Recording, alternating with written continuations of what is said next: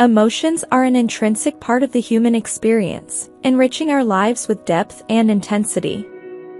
However, certain emotions, like anger and frustration, have the potential to become overwhelming and disruptive if not managed skillfully.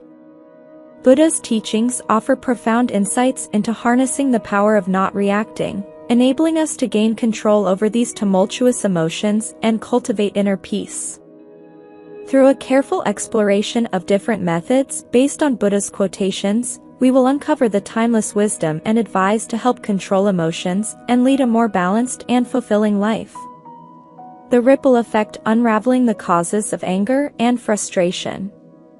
In a quaint village nestled amidst lush greenery lived a young woman named Maya. Known for her cheerful disposition, Maya's life took an unexpected turn when she found herself entangled in a web of anger and frustration. Maya worked as a potter, creating beautiful pieces of art that adorned homes far and wide. Her days were filled with the soothing rhythm of her craft and the joy of creation. However, an incident at the village market changed her peaceful demeanor. One bustling morning, as Maya set up her pottery stall, a merchant named Ravi approached her with an air of arrogance. Ravi was known for his brash attitude and condescending remarks. Ignoring Maya's polite greetings, he scoffed at her creations, declaring them mediocre at best. Maya felt her cheeks flush with embarrassment and anger. As Ravi walked away, her hands trembled with frustration. Throughout the day, the incident played in her mind like a broken record, fueling her irritation. That evening, as Maya sat by the village pond, deep in thought, an old sage approached her. Sensing her turmoil, he sat down beside her and began to speak. Anger and frustration, like ripples in the water, stem from causes that are often hidden beneath the surface. Intrigued, Maya turned to the sage, hoping for insight into her own emotional turmoil. The sage continued, "Consider the cause of your anger today." Ravi's words acted as triggers, but the roots of your anger lie deeper. Perhaps it is the fear of not being valued or the desire for recognition. Maya nodded thoughtfully, recognizing the truth in the sage's words. "But how do I address these underlying causes?" she asked. The sage shared a teaching inspired by Buddha: awareness is the first step. When you feel anger or frustration, pause and examine its source. Is it rooted in a past hurt, an unmet expectation, or a desire for control? As the days passed, Maya practiced the sage's teachings. When she felt anger or frustration rising within her, she paused to explore their origins.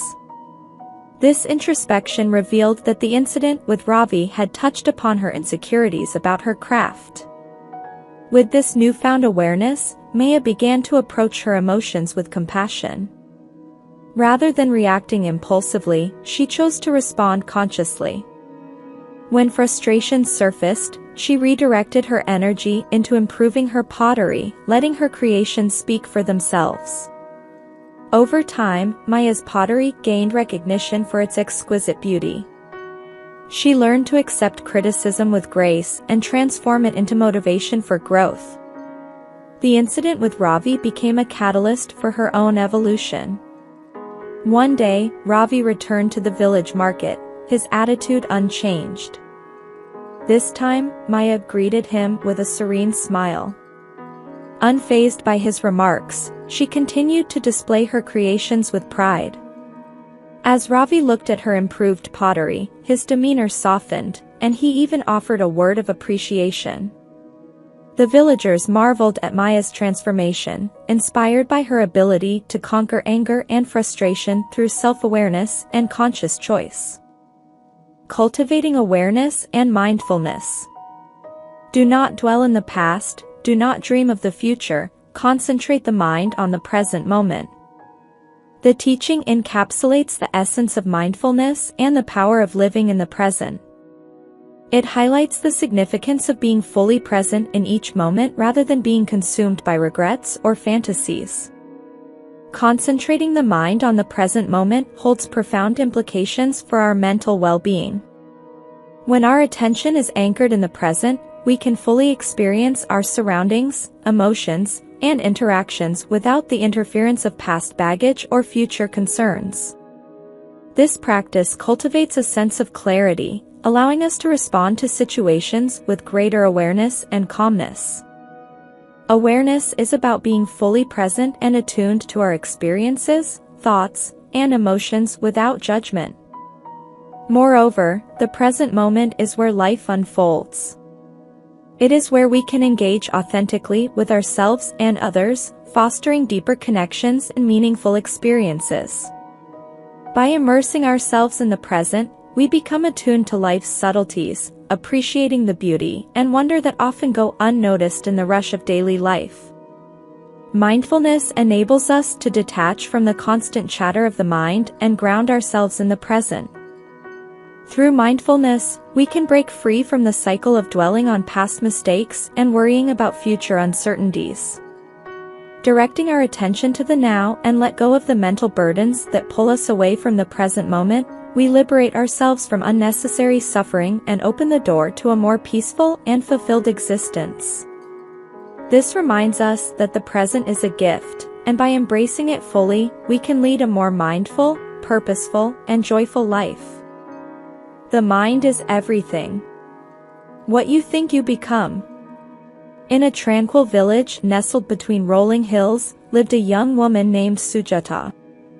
She was known for her optimistic outlook on life and her unwavering belief in the power of thoughts. The villagers admired her positivity and often sought her advice during challenging times. One day, a villager named Arjun approached Sujata with a heavy heart. He had been facing a series of setbacks in his farming endeavors and was growing increasingly despondent. Sujata welcomed him with a warm smile and listened attentively to his woes.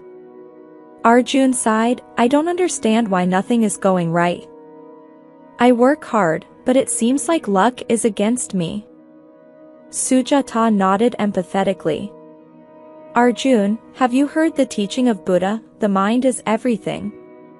What you think you become?" Arjun looked puzzled. Sujata continued, "Our thoughts are like seeds that we plant in our minds. Just as a seed grows into a plant, our thoughts shape our reality. If you constantly dwell on negativity and failure, you're nurturing those seeds." Curious, Arjun asked, "So, you're saying my thoughts are causing these failures?" Sujata smiled gently, "I'm suggesting that your mindset can influence your actions and, subsequently, your outcomes. Instead of focusing on what's going wrong, try directing your thoughts towards what you want to achieve." Arjun was intrigued by Sujata's perspective. He decided to give it a try, shifting his focus from his failures to his aspirations for a bountiful harvest. Whenever doubt crept in, he reminded himself of Sujata's words. Months passed, and to Arjun's amazement, his crops flourished. His fields were vibrant with healthy plants, and his yield surpassed his expectations. Overjoyed, Arjun visited Sujata to share his success.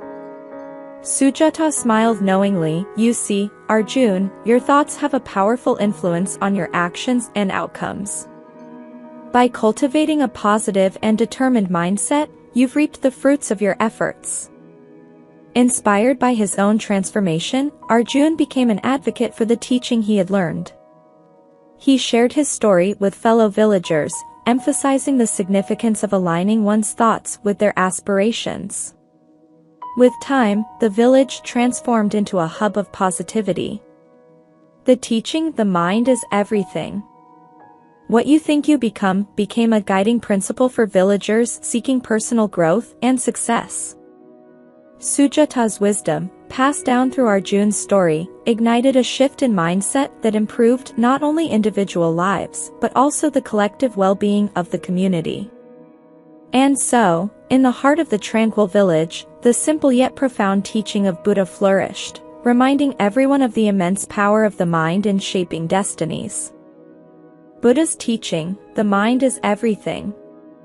What you think you become encapsulates the profound relationship between thoughts, actions, and the shaping of one's reality. This insight underscores the transformative power of our mental landscape in determining the course of our lives. It stems from the understanding that our thoughts are the seeds from which our actions and experiences emerge. The mind is the fertile ground where these seeds take root and grow.